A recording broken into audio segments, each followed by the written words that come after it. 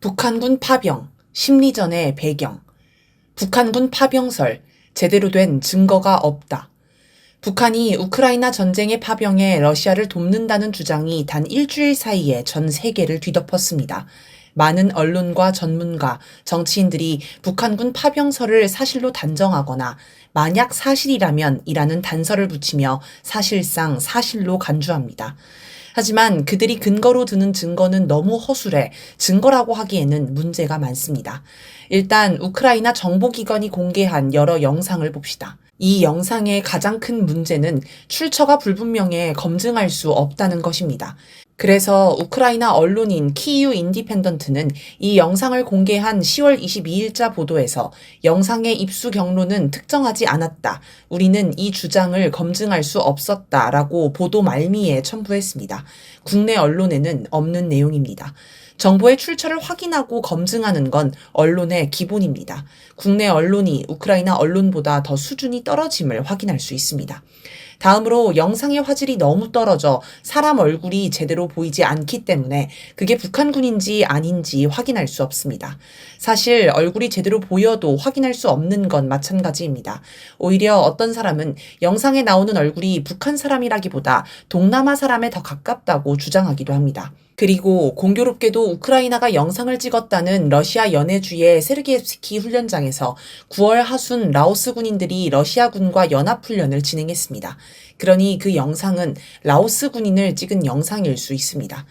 영상에서 나오는 말도 제대로 들리지 않는데 언론은 북한 말이 들린다고 합니다. 야, 힘들다야, 늦었어, 물 같은 짧은 단어들인데 아무리 자세히 들어봐도 그런 말은 가려듣기 힘듭니다. 게다가 야, 물 이런 말이 북한군 증거라는 것도 황당합니다. 바이든 날리면 수준입니다. 북한군 장교 출신 탈북자 홍모 씨는 자신의 페이스북에 올린 글에서 북한군은 외부에 나가서는 절대 반말을 하지 않는다고 지적했습니다. 또 군복 등을 지급받을 때도 줄을 서서 받지 않으며 이름을 부르면 나가서 받는다고 합니다. 또 오로지 자기 지휘관 명령만 들을 뿐 러시아 군인의 명령을 절대 듣지 않는다고 주장했습니다. 즉 영상에 나오는 모습은 북한군 모습이 아니라는 것입니다. 우리 국가정보원이 공개한 사진도 마찬가지입니다.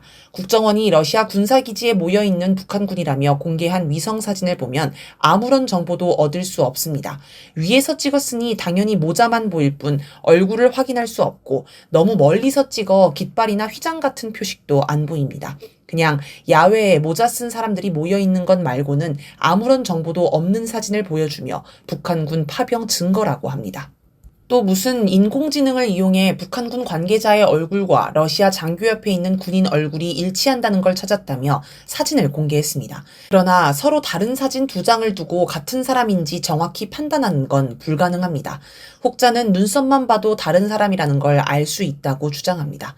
이처럼 정부 기관에서 공개한 사진과 영상은 증거로 쓰기에 너무 허술합니다. 인터넷상에는 북한군 파병 증거라며 온갖 사진, 영상이 떠도는데 마찬가지로 검증이 불가능합니다. 어떤 사진은 조작한 티가 너무 나기도 합니다. 이런 걸 언론은 아무 검증 없이 무분별하게 보도하고 있습니다. 자유아시아방송이 25일 보도한 사진을 봅시다. 군복에 대놓고 북한 국기가 부착되어 있고 북한 최고 지도자 배지도 달려 있습니다.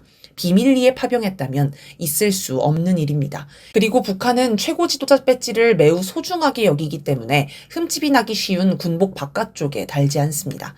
한동안 논란이 된 군복 치수 설문지도 봅시다. 일단 언론이 보도한 사진을 보면 종이로 된 설문지를 입수한 게 아님을 금방 알 수 있습니다. 그냥 컴퓨터에서 워드 프로그램을 써서 문서를 만든 뒤 그림 파일로 출력했거나 캡처한 것입니다. 즉 누구나 집에서 작성해서 증거라고 내놓을 수 있다는 것입니다. 게다가 한국과 일본 언론이 보도한 문서의 글꼴이 다릅니다. 아무나 만들 수 있으니 누군가 비슷하게 흉내내서 여기저기 뿌렸다고 해도 반박할 수 없습니다.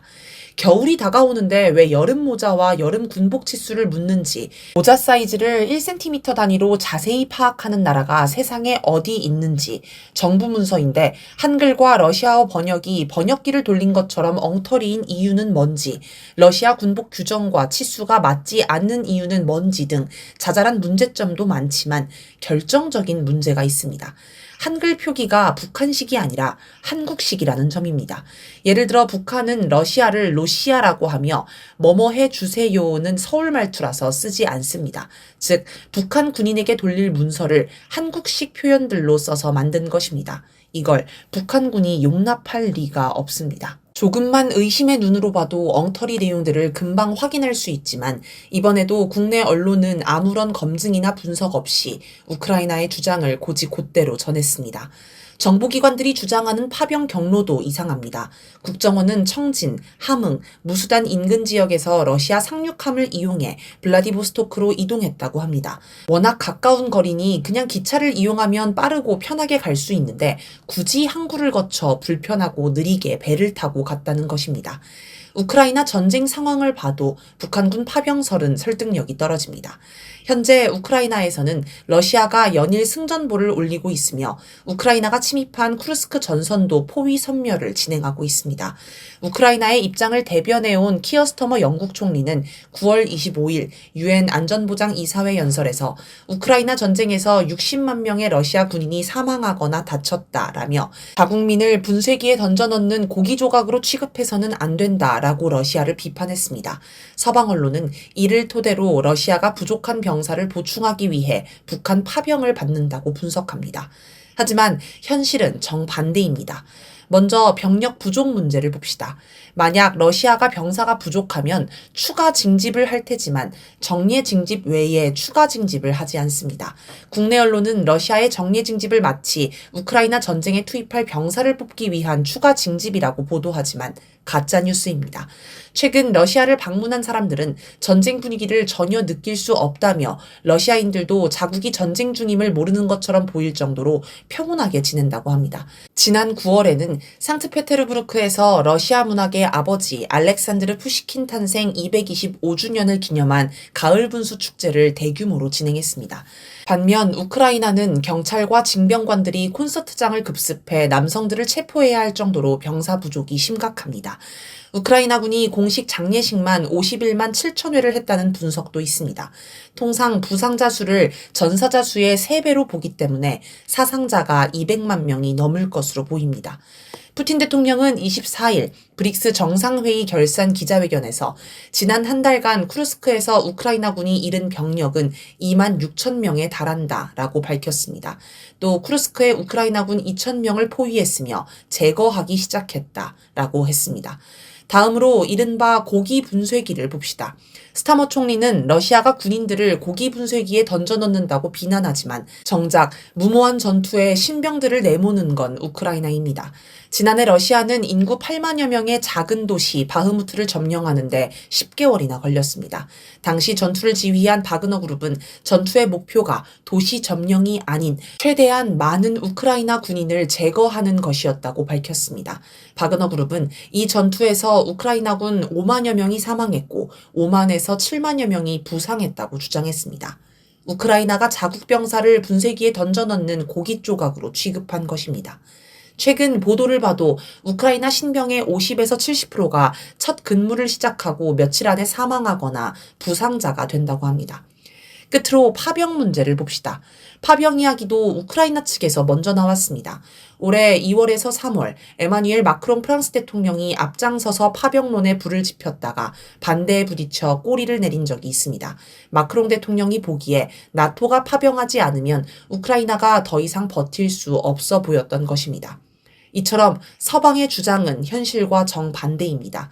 이런 마당에 러시아가 굳이 국제적 논란을 일으킬 수 있는 북한군 파병을 요청할 이유가 있을까 싶습니다. 젤렌스키 대통령은 가난한 북한이 돈 때문에 파병했을 것이라고 주장했습니다. 하지만 러시아가 북한 경제를 위해 불필요한 군인을 받아들여 국제적 논란을 일으킬 이유는 없습니다. 게다가 젤렌스키 대통령이 북한에 관해 제대로 파악하지 못한 모양인데 북한 경제는 상당히 빠르게 성장하고 있습니다. 경제 파국에 직면한 우크라이나가 평가할 수준이 아닙니다. 또 설사 북한이 외화가 필요하다고 해도 돈바스 지역 재건을 위한 인력을 보내는 걸로도 충분하기 때문에 굳이 군대를 대규모로 보내 논란을 일으킬 필요가 없습니다. 특히 한반도의 전쟁 위기가 심각하게 고조되고 있는 상황에서 정예 부대를 10,000명 넘게 빼서 멀리 유럽으로 보낸다? 납득하기 어렵습니다. 블라디미르 푸틴 러시아 대통령이 24일 브릭스 정상회담 결산 기자회견에서 한 발언, 북한 외무성 부상이 25일 조선중앙통신 기자의 질문에 대답한 내용을 두고 북러가 파병을 인정했다는 식의 분석도 있습니다. 하지만 각 발언을 자세히 들여다보면 파병을 인정하는 내용은 없습니다. 먼저 푸틴 대통령은 북한군 파병설의 증거로 제시된 위성사진에 관한 질문에 위성사진이야말로 심각한 것이다. 만약 사진이 존재한다면 그것이 무언가를 투영하고 있다는 것을 의미한다. 라는 다소 모호한 답변을 한 뒤 북러 조약을 토대로 우리가 무엇을 어떻게 할 것인지는 우리에게 달려있다. 무엇보다 우리는 북러 조약 제4조 군사원조를 담은 조항의 이행과 관련해선 적절한 협상을 해야 한다. 우리는 북한 동료들과 접촉하고 있으며 이 과정이 어떻게 전개되는지 지켜볼 것이라고 하였습니다. 즉, 북한군 파병을 시인하는 내용은 없으며 이제 북한과 협상을 해야 한다고 하여 오히려 아직 파병을 결정하지 않은 것처럼 이야기했습니다. 김정규 북한 외무성 러시아 담당 부상은 우리 외무성은 국방성이 하는 일에 대하여 직접적으로 관여하지 않으며 또한 이에 대하여 따로 확인해 줄 필요를 느끼지 않는다라고 하여 명시적으로 긍정도 부정도 하지 않았습니다. 그러면서 만약 파병하더라도 그건 국제법적 규범에 부합되는 행동일 것이라고 주장했습니다. 이 발언만으로 파병을 인정했다고 단정할 수 없습니다. 관심에서 멀어진 중동 사태. 북한 파병설이 나오기 직전까지 국제사회는 중동 사태에 촉각을 곤두세웠습니다. 특히 이스라엘의 레바논 진격 결과가 어떻게 나올 것인가, 이스라엘이 이란에 보복 공격을 한다는데 어느 규모로 언제 할 것인가를 두고 관심이 집중되었습니다. 10월 1일 이스라엘은 헤즈볼라 소탕을 명분으로 레바논에 진격했습니다. 레바논 수도 베이루트 공습도 이어갔습니다. 지난 19일 레바논 재난위험관리국은 작년 10월 8일 이후 1년여 기간 이스라엘의 공습으로 사망자만 2,448명, 부상자 1만 1,471명이 발생했다고 밝혔습니다. 레바논은 방공망이 취약하기 때문에 이스라엘의 공습에 큰 피해를 보고 있습니다. 하지만 지상전은 사정이 다릅니다. 헤즈볼라는 산악 지역에 거대한 지하 통로를 구축해놓고 이스라엘군이 진격해 오기를 기다렸고 국경 곳곳에서 이스라엘군을 매복 공격했습니다. 지상군 투입 한 달이 다 되어가지만 국내 언론은 지상전 이야기는 거의 하지 않고 공습 성과만 보도합니다. 실제로 지상전에서 이스라엘군이 거의 성과를 못 내고 고전하고 있기 때문입니다. 헤즈볼라는 연일 이스라엘군을 제거했다고 발표하며 이스라엘 언론도 얼마 전 지상전에서 이스라엘군 장교와 병사가 총 57명 사망했다고 보도했습니다. 더 충격적인 건 18일 헤즈볼라의 자폭용 무인기가 네타냐후 이스라엘 총리 관저의 총리 침실 창문에 정확히 충돌하는 사건이 발생한 것입니다. 당시 네타냐후 총리가 관저에 없었기에 무사했지만 해당 지역에 경보도 울리지 않아 이스라엘 요격 체계가 완전히 뚫렸다는 점에서 큰 주목을 받았습니다. 10월 1일 이란이 이스라엘에 200발에 달하는 대규모 미사일 공습을 한 후 이스라엘은 보복을 공언했습니다. 그러나 한 달이 다 되어가도록 보복하지 못했습니다. 이스라엘 내에서는 보복 공습 대상으로 이란 핵시설, 석유시설 등을 꼽았지만 미국은 군사시설로 한정하라며 이견을 보였습니다. 그러다가 19일 미국이 작성한 이스라엘의 보복 계획 관련 기밀 문서 2종이 텔레그램에 유출되면서 미국이 발칵 뒤집혔습니다. 이란 측에서 공개한 것으로 추정되는 이 문서에는 이스라엘의 보복 방식과 이에 관한 미국의 평가 등이 담겨 있으며 관련한 무기, 군수품, 훈련 상황 등도 담겨 있다고 합니다.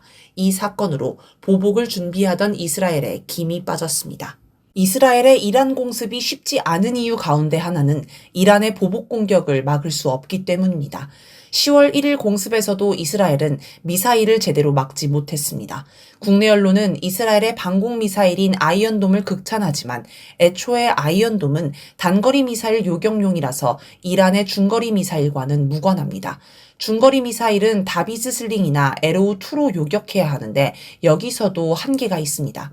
일단 요격 확률이 100%가 아닌데다가 미사일이 한꺼번에 여러 개 날아오면 모두 요격할 수가 없고 요격 미사일이 비싸고 수량 제한이 있어 매번 쏟아부을 수가 없습니다. 게다가 당시 이란은 처음으로 극초음속 미사일을 발사했는데 이건 아예 요격이 불가능합니다. 이스라엘도 극초음속 미사일에 처음 당했기 때문에 화들짝 놀랐을 것입니다. 영국의 파이낸셜 타임스는 15일 이스라엘이 심각한 요격미사일 부족 상황에 직면했다고 보도했습니다. 이란과 대리 세력, 헤즈볼라, 하마스, 후티 반군 등이 각종 로켓, 미사일, 자폭용 무인기를 끊임없이 보내고 있어 요격미사일 재고가 급격히 소진되고 있다는 것입니다.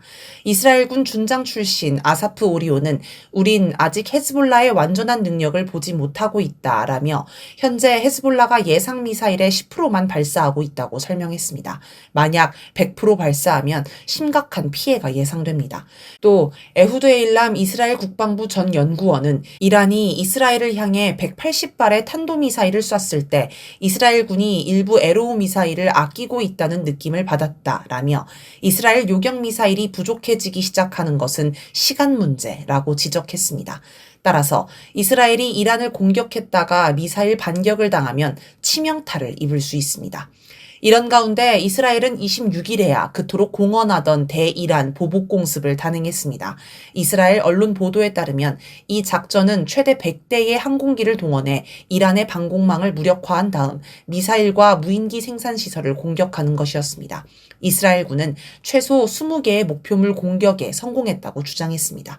그런데 미국 언론 악시오스에 따르면 이스라엘이 공습 전에 네덜란드 외무부 장관을 포함해 여러 제3자를 통해 공습 대상과 공습 대상에서 제외된 곳들을 이란에 통보했다고 합니다. 이에 관해 네덜란드 외무부 장관은 공습 전에 이란 외무부 장관과 소통했다고 밝혔습니다. 공습이 끝나고 이란 공군은 성명을 발표해 통합 방공망이 이스라엘 공격을 성공적으로 방어했으며 일부 시설이 제한적 피해를 보았다고 밝혔습니다. 또 이란 혁명수비대는 병사 2명이 사망했다고 발표했습니다. 이란이 어떤 수준으로 보복할지 지켜봐야겠습니다. 이스라엘의 하마스 소탕전도 상황은 비슷합니다. 17일 이스라엘은 하마스 지도자 야히야 시나르를 사살했다고 발표했습니다. 그러면서 하마스 소탕전에 상당한 성과를 낸 것처럼 떠들썩하게 홍보했습니다. 하지만 중동 지역에서는 중상을 입고 죽어가면서도 끝까지 저항한 시나르의 최후 영상을 보며 그를 순교자로 추앙하고 보복을 다짐하는 기운이 퍼지고 있습니다. 시나르 사살로 이스라엘의 인질 구출도 요원해졌습니다. 하마스의 저항도 수그러들지 않고 있습니다. 특히 20일 이스라엘 언론들은 이스라엘군 401 여단 사령관 에흐산 닥사 대령이 하마스 공격에 폭사했다고 보도했습니다.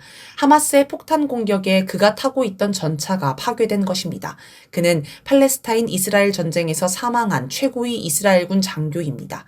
이처럼 10월 들어 여기저기 확전을 시도한 이스라엘은 전과를 올리기는커녕 갈수록 위기에 몰리고 있습니다.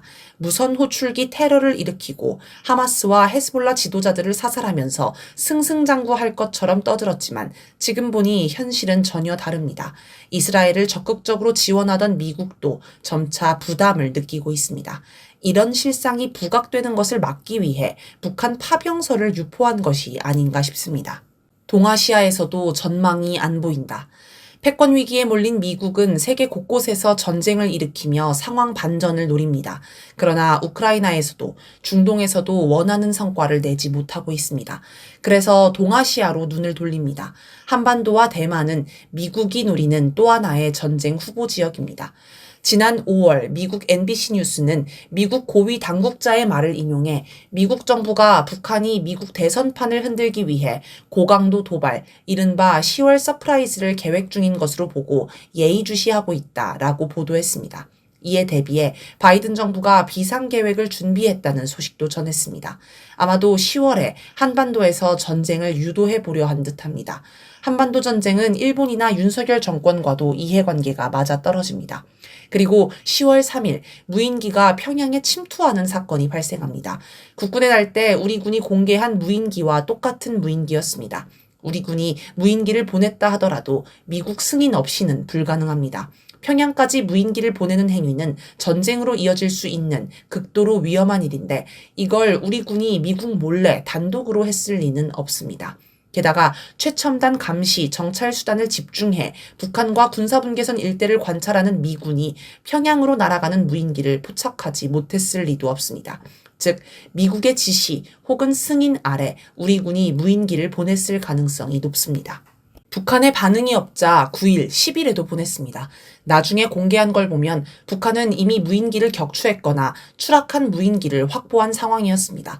그러나 10월 10일이 북한의 국가 명절인 당창건 기념일이기 때문에 일부러 나중에 발표한 듯합니다. 북한은 11일 평양에 침투한 무인기가 있었다고 발표했습니다. 그리고 그 범인으로 우리 군을 지목했습니다. 12일 김여정 조선노동당 중앙위 부부장은 담화를 통해 대한민국의 무인기가 다시 한번 발견되는 그 순간 끔찍한 참변은 반드시 일어날 것이라고 경고했습니다. 그리고 14일에는 김여정 조선노동당 중앙위 부부장이 담화를 발표해 핵보유국의 주권이 미국 놈들이 길들인 잡종 개들에 의하여 침해당하였다면 똥개들을 길러낸 주인이 책임져야 할 일이라고 하여 미국 책임론을 제기했습니다. 미국은 14일 유엔군 사령부를 통해 유엔사는 현재 이 문제가 정전협정을 엄격히 준수했는지 조사하고 있다라고 밝혔습니다. 우리 무인기가 군사 분계선을 넘어 북한으로 넘어갔다면 조사할 것도 없이 정전협정 위반입니다. 유엔사 발표는 북한을 향해 내가 윤석열 정부를 단속할 테니 더 일을 키우지 말자는 뜻입니다. 현 상황이 부담되고 자기에게 매우 위험하다고 판단되니 상황을 안정시키려 한 것으로 보입니다. 북한은 23일 노동신문 보도를 통해 김정은 국무위원장이 전략미사일 기지들을 시찰했다고 밝혔습니다. 북한이 깊은 산속 지하에 숨겨진 전략미사일 기지를 사진으로 공개한 것은 처음입니다. 만일의 사태가 발생하면 대륙간 탄도미사일로 미국 본토를 공격하겠다는 의지를 다시 한번 분명히 밝힌 셈입니다. 이런 과정을 거치며 미국은 10월 한반도 전쟁 계획을 포기했을 것으로 보입니다. 한반도가 안 되면 대만은 어떨까요? 14일 중국군이 갑자기 대만 포위훈련인 연합훈련 리젠 2024B를 실시했습니다. 라이칭더 대만 총통이 10일 건국기념일 행사에서 중국은 대만을 대표할 권리가 없다라고 발언한 것을 겨냥한 훈련입니다. 중국은 2020년대 들어 대만의 분리독립 움직임이 있을 때마다 포위훈련을 했습니다. 2022년 8월, 2023년 4월, 2024년 5월에 이어 이번이 네 번째였습니다. 훈련이 거듭될 때마다 훈련 영역이 대만의 주요 도시와 점점 가까워지고 있습니다. 이번 훈련에 동원된 군용기는 125대로 하루 기준 사상 최대 규모였습니다. 이런 중국의 움직임은 미국이 대만 전쟁을 유도하지 못하도록 차단하는 경고의 성격도 있습니다. 한계에 다다른 카드 돌려막기. 신용카드를 여러 개 만들어서 결제일이 다가올 때마다 다른 신용카드로 대출을 받아 빚을 늘리는 걸 카드 돌려막기라고 합니다. 파산의 지름길입니다. 지금 미국이 하는 게 일종의 카드 돌려막기입니다. 우크라이나 전쟁이 막히자 중동 전쟁으로 시선을 돌리고, 중동 전쟁이 막히자 한반도와 대만으로 시선을 돌리고, 여기도 막히자 다 포기하고 다시 우크라이나로 돌아갔습니다. 결국 지금 북한 파병론을 이렇게 열심히 떠드는 건 일종의 심리전입니다. 우크라이나와 윤석열 정권, 미국이 전 세계를 상대로 심리전을 펼치고 있습니다. 전 세계의 시선을 우크라이나에 붙들어 놓고 북한과 러시아에 비난의 화살이 쏟아지게 만들자는 것입니다. 한편으로 한국이 파병할 조건을 조성할 목적도 있어 보입니다. 윤석열 정부와 국힘당 내에서도 파병하려는 움직임이 감지됩니다. 한기호 국힘당 의원은 17일 육군본부 국정감사에서 북한군이 우크라이나전에 1만 명 이상 파병돼 있다면 우리도 최소한으로 참관단이 가야 한다라며 파병을 촉구했습니다. 나아가 24일에는 신원식 국가안보실장에게 보낸 문자 메시지가 드러났는데 우크라이나와 협조가 된다면 북괴군 부대를 폭격, 미사일 타격을 가해서 피해가 발생하도록 하고 이 피해를 북한의 심리전으로 써먹었으면 좋겠습니다. 파병이 아니라 연락관도 필요하지 않을까요? 라는 내용이었습니다. 두 번째 문장은 파병도 하고 연락관도 보내자는 말로 해석할 수도 있습니다. 만약 쿠르스크에서 우크라이나 정예군이 소멸한다면 이를 대체할 나라는 한국뿐입니다. 미국은 어떻게든 한국 파병을 추진할 것입니다. 윤석열 정부가 미국의 요구를 받아들일 것은 뻔합니다. 그리고 이는 한국에 치명적인 결과를 가져올 수 있습니다.